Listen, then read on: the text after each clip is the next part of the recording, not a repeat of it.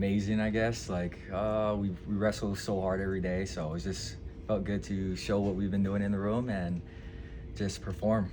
Now, Andy just told me that this was your first career tech fall. That was surprising to me. Was that something is that surprising to you, I guess is my question? I was actually kind of surprised just because it was my first. Even when I teched him, I was like, that was the first time I teched somebody. But I think that's because of the new rule change.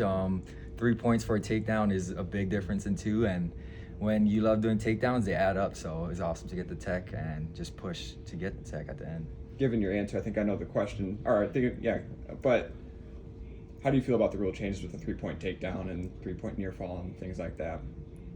I like it a lot personally because I love to wrestle on my feet and take people down. It's like my favorite thing to do. So it's just, I think it's 3 points is what it should be and what it should have always been. So, and I think takedowns is just one of the hardest things to do when you wrestle. So just having 3 points for that now is what it deserves, I think. Sorry to interrupt. No, it's okay. What did you learn about yourself having to go through the long bout with injury and not being on the mat last year? What I learned about myself is that I really want to wrestle.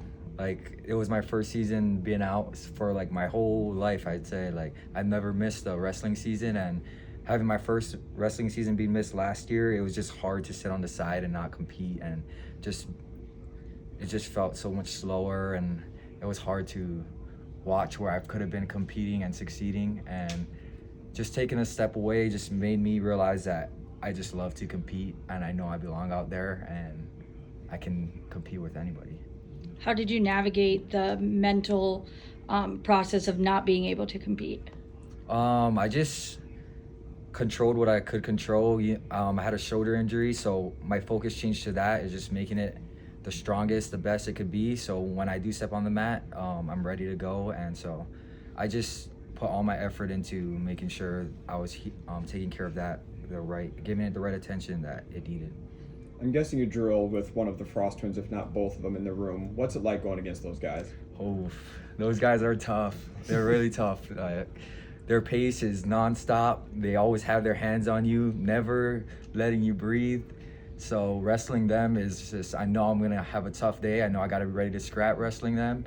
And they're just workhorses. They pay attention to every detail, give every rep their best rep, and they're just very good to have in the room as partners. And you kind of feed off of that too, like just seeing them work at everything they do. When you wrestle them, you want to give them the same energy back.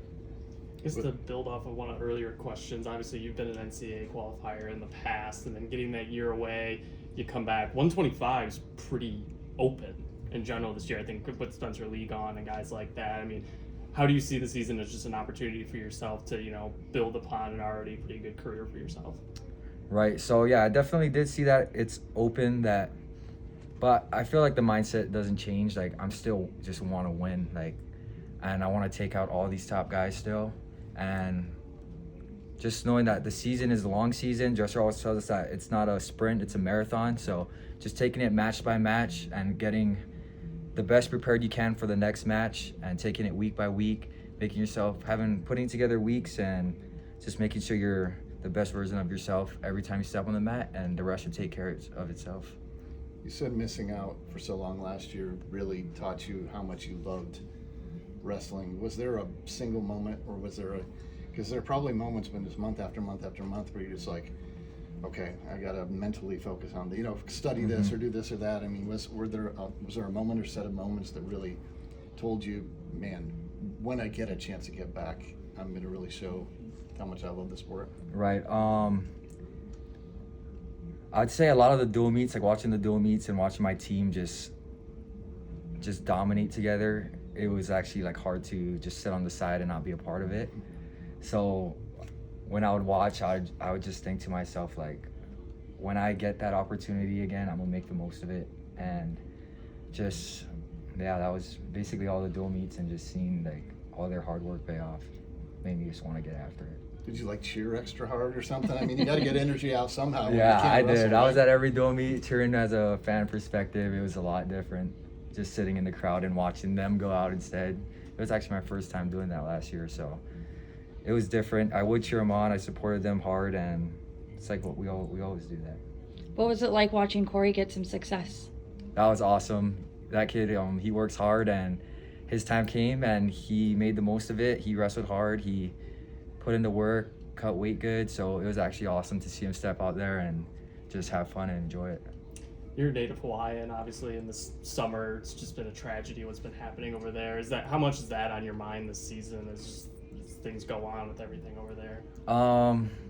It's definitely sad to see that. It didn't affect my family or where I live a lot, so thank God for that. But it's definitely puts into like perspective, like you can represent so much more than just yourself. You can put belief in others and just represent a whole culture just by performing good.